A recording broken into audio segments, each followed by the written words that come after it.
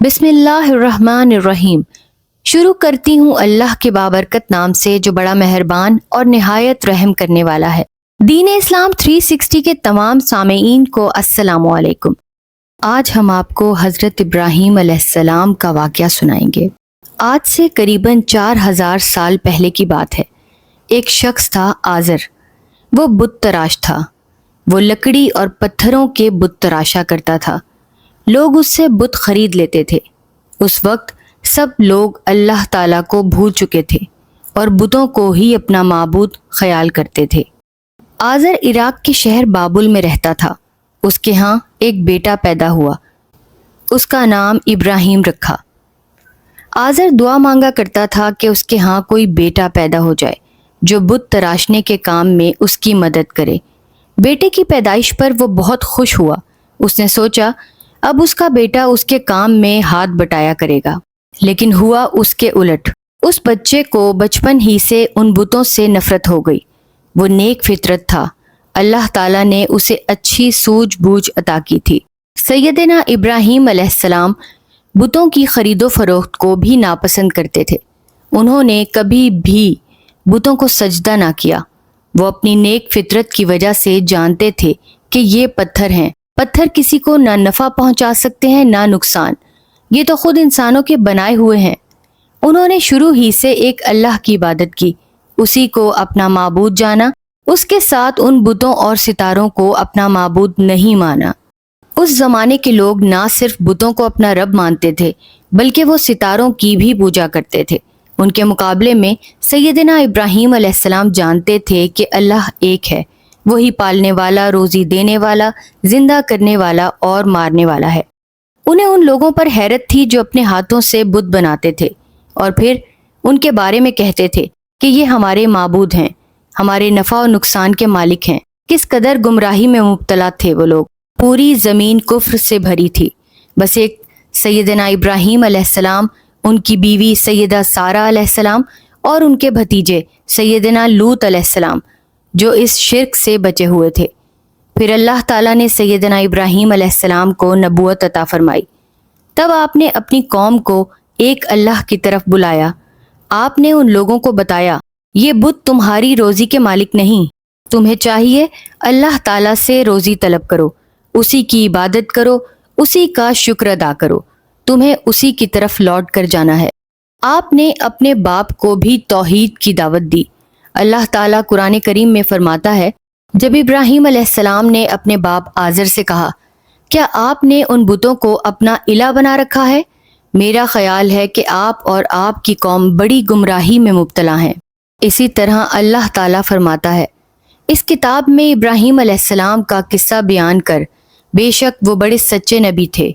जब उन्होंने अपने बाप से कहा, बाबा जान, आप उन बुतों की पूजा क्यों करते हैं जो ना सुन सकते हैं, ना देख सकते हैं और ना आपको कोई फ़ायदा पहुंचा सकते हैं?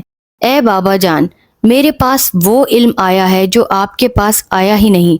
आप मेरी मानिए, मैं सीधी राह की तरफ आपकी रहनुमाई करूँगा। बाबा जान, आप शैतान की इबादत से बाज आ जाएं, इसलिए कि शैतान तो रहीम और करीम अल्लाह का बड़ा ही नाफरमान है। बाबा जान, मैं खौफ ज़दा हूँ कहीं आप पर अल्लाह का अजाब ना आ जाए, आप शैतान के साथी ना बन जाएं। आज़र ने हिदायत को कबूल करने से इनकार कर दिया। हक बात को ना माना, उल्टा वो उनसे नाराज हो गया। उन पर गज़बनाक हुआ और बोला, क्या तू हमारे माबूदों की रूह गर्दानी कर रहा है? सुन, अगर तू बाज ना आया तो मैं तुझे संसार कर दूंगा। जा, एक लंबी मुद्दत तक मुझसे दूर रह। अच्छा, तुम पर सलाम हो। मैं अपने रब से आपकी बख्शिश के लिए दुआ करता रहूँगा। मेरा रब मुझ पर हद दर्जे मेहरबान है, यानी मेरी तरफ से आपको कोई नुकसान नहीं पहुँचेगा। आपने अपने बाप के लिए दुआ की और करते रहे, लेकिन जब आपने जान लिया कि वो अल्लाह का दुश्मन है और अपना रास्ता छोड़ने पर आमादा नहीं, तब आपने दुआ तर्क कर दी। जैसा कि अल्लाह ताला फरमाता है, और इब्राहीम अलैहिस्सलाम का अपने बाप के लिए दुआ करना सिर्फ उस वादे की वजह से था जो उन्होंने उससे किया था। फिर जब उन पर यह बात जाहिर हो गई कि वो अल्लाह का दुश्मन है तो वो उससे बेताल्लुक़ हो गए। वाकई इब्राहीम अलैहिस्सलाम बड़े नरम दिल और बुर्दबार थे। جب آزر نے آپ کی دعوت کو ٹھکرا دیا اور صرف ایک اللہ کی عبادت کی بجائے بت پرستی پر ڈٹ گیا تو سیدنا ابراہیم علیہ السلام اس سے نا امید ہو گئے اور قوم کو اللہ کی طرف دعوت دی، مثالیں دے کر انہیں سمجھانے کی کوشش کی، ہر وہ طریقہ اختیار کیا جو وہ کر سکتے تھے۔ ان کی قوم کے کچھ لوگ ستاروں کی پوجا کرتے تھے اور کچھ بتوں کی عبادت کیا کرتے تھے۔ ایک روز سیدنا ابراہیم علیہ السلام ستاروں کی پوجا کرنے والوں کے پاس گئے۔ آپ انہیں بتانا چاہتے تھے کہ یہ ستارے عبادت کے لائق نہیں، اس کے لیے انہوں نے انوکھا طریقہ اختیار کیا۔ سخت اندھیری رات تھی، ستارہ پرست موجود تھے۔ سیدنا ابراہیم علیہ السلام نے ایک ستارے کی طرف دیکھا، وہ ستارہ زہرا تھا۔ انہوں نے فرمایا، تو یہ ہے میرا رب۔ کچھ دیر بعد جب وہ چھپ گیا تو وہ بولے، میں ڈوب جانے والوں کو پسند نہیں کرتا۔ پھر چاند طلوع ہوتا دکھائی دیا تو انہوں نے فرمایا، تو یہ ہے میرا رب۔ کچھ دیر بعد چاند بھی چھپ گیا تو فرمایا، اگر میرے رب نے مجھے سیدھی راہ نہ دکھائی تو میں گمراہوں میں سے ہو جاؤں گا۔ آپ کا مطلب تھا یہ تو چاند بھی ڈوب گیا، ڈوب جانے والا کیسے رب ہو سکتا ہے؟ پھر صبح ہوئی تو سورج طلوع ہوا۔ آپ نے اس کی طرف دیکھا اور فرمایا، یہ بڑا ہے، یہ ہے میرا رب۔ اور جب سورج بھی غروب ہو گیا تو سیدنا ابراہیم علیہ السلام نے کہا، جن کو تم شریک کرتے ہو میں ان سے بری ہوں۔ سیدنا ابراہیم علیہ السلام کو در حقیقت لمحہ بھر بھی اللہ تعالیٰ کے وجود میں شک نہیں ہوا تھا۔ بچپن سے لے کر اب تک انہوں نے کبھی بھی اللہ کے سوا کسی اور کی عبادت نہیں کی تھی، لیکن وہ اس طریقے سے ستارہ پرستوں کو ان کی گمراہی سے آگاہ کرنا چاہتے تھے۔ اس واقعے کو قرآن کریم نے بیان کیا ہے۔ ستارہ پرستوں کے عقائد کو غلط ثابت کرنے کے بعد اور انہیں یہ بتا دینے کے بعد کہ یہ تو خود مخلوق ہیں، معبود تو صرف اللہ تعالیٰ ہے، اور انہیں دین حق کی طرف بلانے کے بعد آپ اپنی قوم کے بت پرستوں کے پاس گئے۔ آپ نے دیکھا کہ وہ بتوں کو سجدہ کر رہے ہیں، ان کے سامنے جھکے ہوئے ہیں۔ آپ کا باپ آزر بھی یہی کام کر رہا تھا۔ سیدنا ابراہیم علیہ السلام انہیں غور سے دیکھنے لگے کہ یہ کیا کر رہے ہیں۔ ان کی گمراہی دیکھ کر آپ حیران ہوئے اور ان کی عقل پر رونا آیا۔ آپ نے ان سے پوچھا، تم کس کی عبادت کرتے ہو؟ وہ کہنے لگے، ہم بتوں کی عبادت کرتے ہیں اور برابر ان کے مجاور بنے بیٹھے ہیں۔ آپ نے ان کی غلطی کی نشاندہی کرنے کے لیے فرمایا، جب تم لوگ ان کو پکارتے ہو تو کیا وہ تمہاری آواز کو سنتے ہیں یا تمہیں نفع نقصان پہنچا سکتے ہیں؟ قوم نے آپ کی بات سنی، ایک دوسرے کی طرف دیکھا لیکن کوئی جواب نہ دیا۔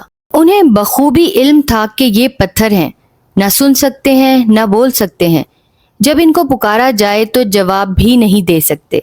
سیدنا ابراہیم علیہ السلام مسلسل ان کی طرف دیکھ رہے تھے، ان کے جواب کا انتظار کر رہے تھے۔ آخر وہ بولے، ہم کچھ نہیں جانتے، ہم نے تو اپنے باپ دادا کو اسی طرح کرتے ہوئے پایا ہے۔ سیدنا ابراہیم علیہ السلام کو ان کی کم عقلی پر بڑا تعجب ہوا۔ آپ نے ان سے کہا، کوئی شک نہیں کہ تم اور تمہارے آباء و اجداد واضح طور پر گمراہی میں مبتلا ہیں۔ ان سے یہ سب باتیں کہہ کر سیدنا ابراہیم علیہ السلام بت خانے سے نکل آئے۔ باہر نکلتے وقت آپ نے ان سے کہا، میں تمہارے جانے کے بعد تمہارے بتوں سے ضرور دو دو ہاتھ کروں گا۔ سیدنا ابراہیم علیہ السلام نے اپنا کام جاری رکھا، لوگوں کو ایک اللہ کی طرف بلاتے رہے، بتوں اور ستاروں کی پوجا سے روکتے رہے۔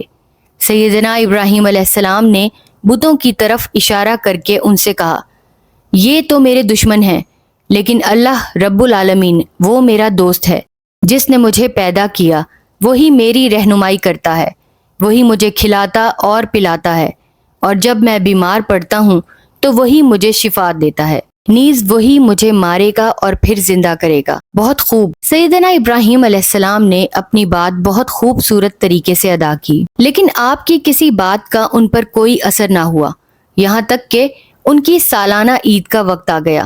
عید کے موقع پر وہ لوگ شہر سے باہر چند دن گزارتے تھے۔